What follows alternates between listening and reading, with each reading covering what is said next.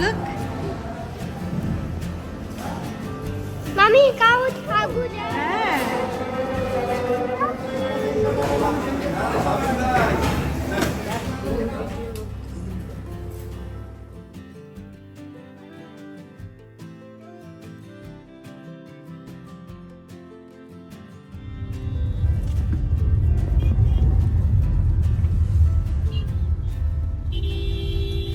আসসালামু আলাইকুম, সবাইকে ঈদ মোবারক। ঈদ মোবারক। সবাইকে ঈদের অনেক অনেক শুভেচ্ছা জানিয়ে শুরু করতে যাচ্ছি আমার আজকের ব্লগটি। কেমন আছেন সবাই? আশা করছি সবাই অনেক ভালো আছেন। সবাই অনেক ব্যস্ত কোরবানির মাংস নিয়ে, তাই না? আলহামদুলিল্লাহ, আমরা অনেক ভালো আছি।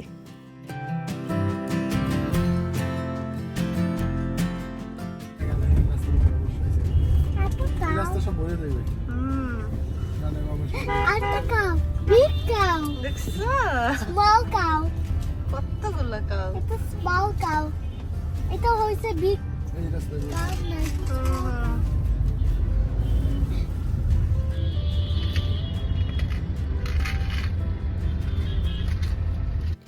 কি সবাই খুব অবাক হচ্ছেন তো যে বাংলাদেশে কবে চলে গেলাম?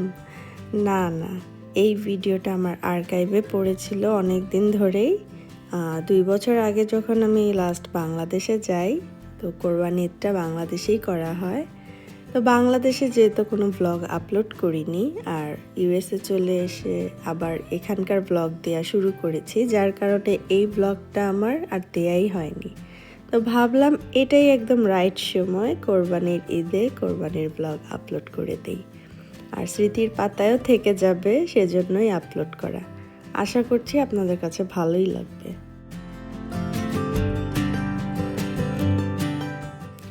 এটা 2024-এর কোরবানি ঈদ।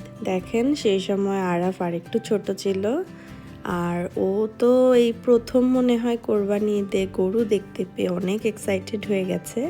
কারণ আমাদের এখানে তো কোরবানি ঈদ কিছুই বোঝা যায় না, একমাত্র যদি কেউ ফার্মে যেয়ে কোরবানি করে তখন একটু গরু দেখা যায়। এছাড়া তো বাংলাদেশের মতো না যে রাস্তাঘাটে গরু দেখা যায়।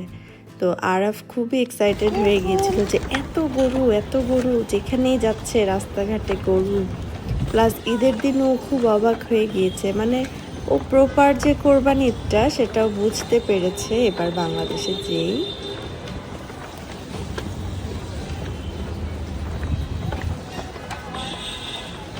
যাও।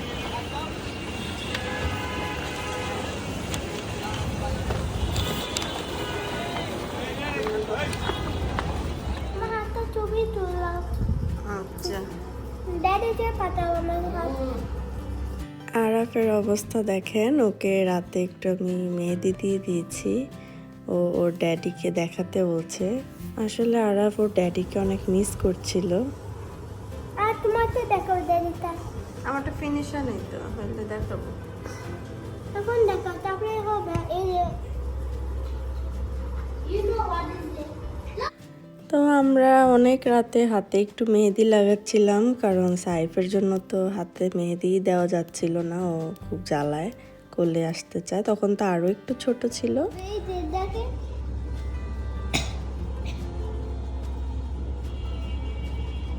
ড্যাডিকে পাঠাও। পাঠাবো, ড্যাডি ঘুমায় এখন। এখন পাঠাও, ও মনিতে লাগবে কি লোক। ড্যাডি লাভ আর আর এই দেখেন আরাফ আর আমার খালাতো বোনের অবস্থা। আমার বোনের হাতে ওরা মেহেদি দিয়ে দিচ্ছে। এমন সুন্দর ডিজাইন আমি আমার জীবনেও দেখিনি।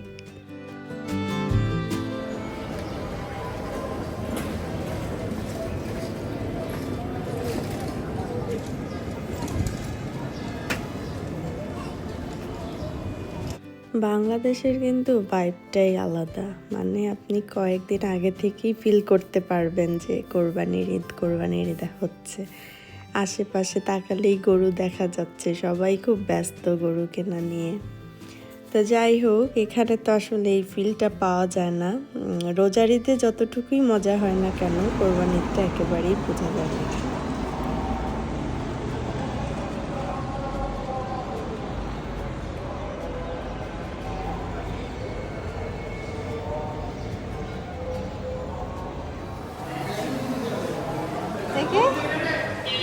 যা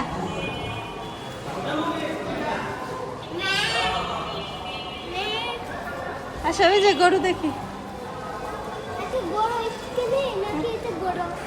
এই যে কত গরু ও বাবারে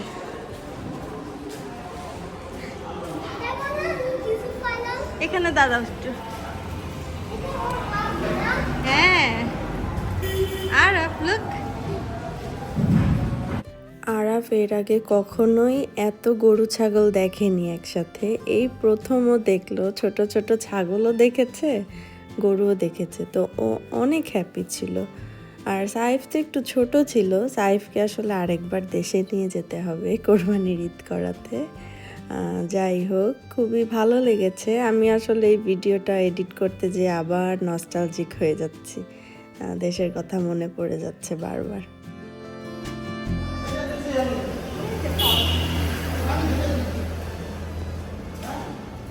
মামি কাউচ আগু যাও না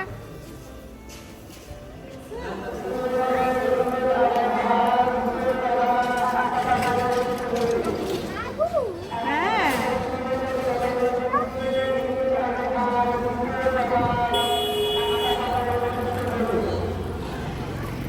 তো যেটা হয়েছে, আরাফ তো ঈদের 2 দিন আগে থেকে খুব খুশি ছিল, গরু ছাগল দেখছিল। বাট গরু যে এভাবে কেটে ফেলা হবে, জবাই করা হবে, এটা তো বোঝেনি।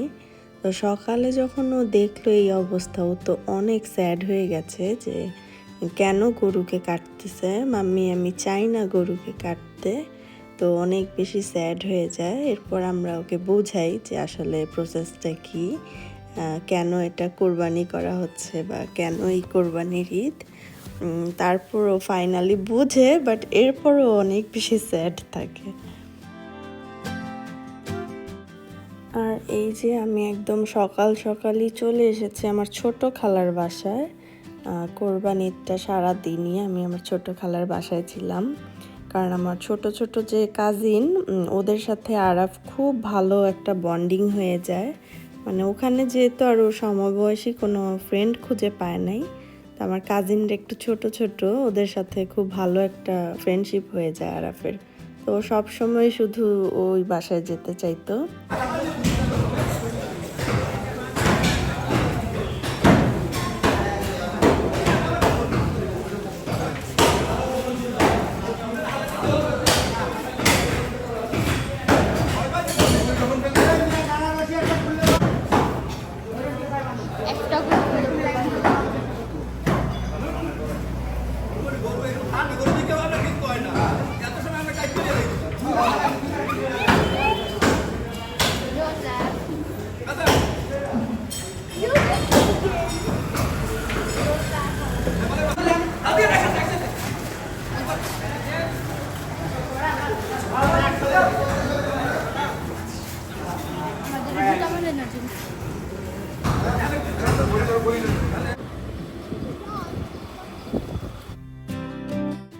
আর এই যে কোরবানি ঈদের দিন সারা দিনই বাসায় মাংস আসতেই থাকে, একটু পরপর আসতেই থাকে। তো এই চলছিল।